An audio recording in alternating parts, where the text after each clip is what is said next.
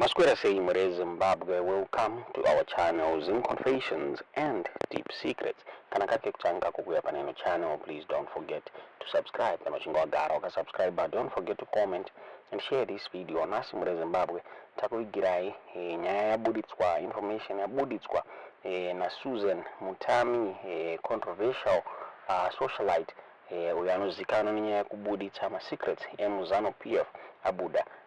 This time awe ninyaya ya Christopher Mutsvangwa abuda achitara achiti Christopher Mutsvangwa is the one akapula ma diplomatic contacts akaintroduce everyone kutuma Chinese muri Zimbabwe since dai pasna Chris Mutsvangwa dai papa sina the Second Republic, and is the one aka influencer ma Chinese kutaya achinvesta muno Zimbabwe, so the government should treat him ne respect muri Zimbabwe since he contributed much to the Second Republic muri Zimbabwe.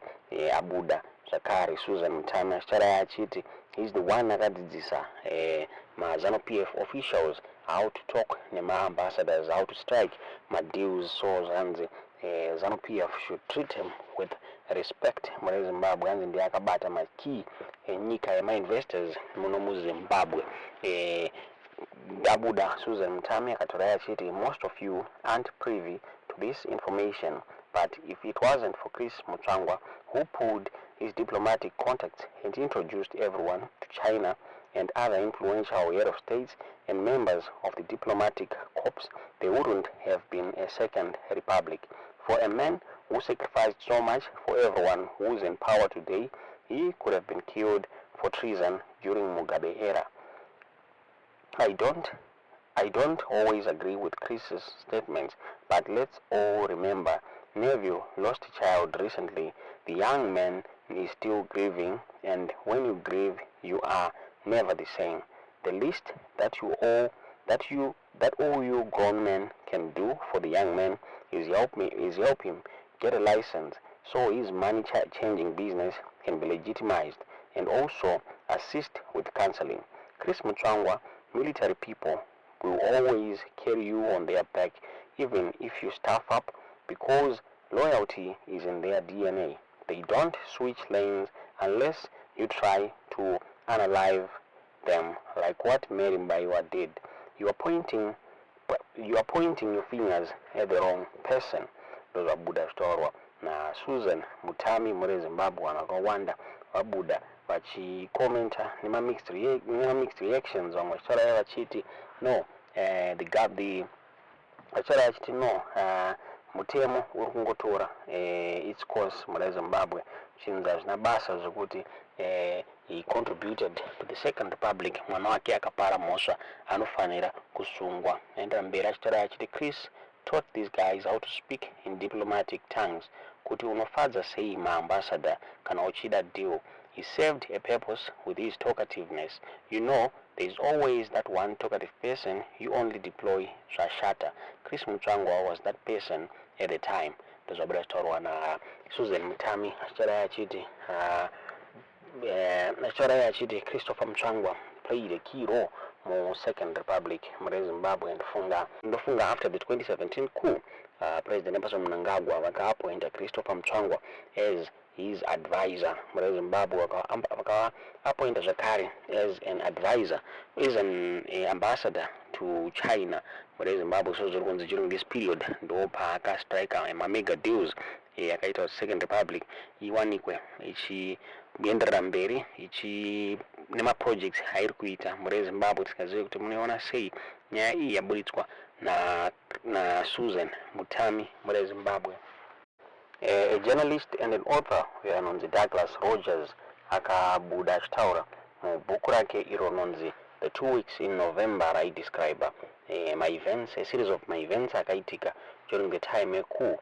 Akabuda achitaura iye achiti Christopher Mutsvangwa akaplay a key role mu military coup yakaitika mugore ra 2017 iyo yakaonekwa President Mnangagwa vachiwana chigaro vachibvisa Robert Mugabe. Abuda achitaura achiti Christopher Mutsvangwa was major in communicating the military intelligence. No military intelligence officers I former President Mnangagwa akabatsira during the escape, since he was the one communicator.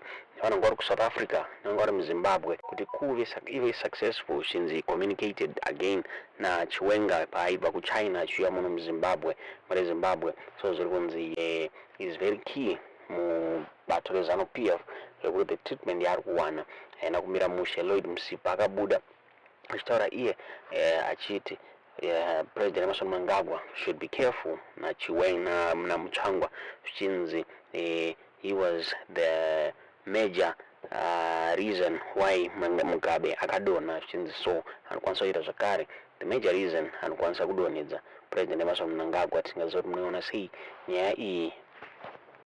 Akabuda pa ex-handle yake Lloyd Msipa achitaura achiti the Neville Mutsvangwa arrest saga runs deeper than the alleged criminality on display.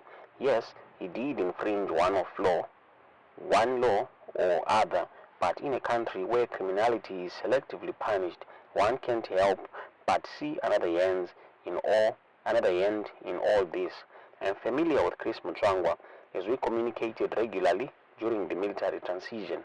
He was the kingmaker in ED's ascendancy. He managed to misrepresent the coup to SADC despite the then Foreign Affairs Minister Walter Mzembe's best efforts to communicate any ongoing constitutional violation. What has since happened is anybody's guess. Being stood down from the War Veterans Ministry, the Manize deal, Chris wants to eat also. So something is definitely afoot. In my view, Chris fights dirty, and number one will rule the day he crossed swords with the ambassador. Chris was RGM's nemesis. He could potentially be ED's. My thoughts. Ndozvakabuda zvitaurwa na Lloyd Msipa mu Zimbabwe achitaura iye achiti Chris Mutsvangwa was the key figure mu military coup yakaitika, since is the one akakwanisa kuconvince SADC kuti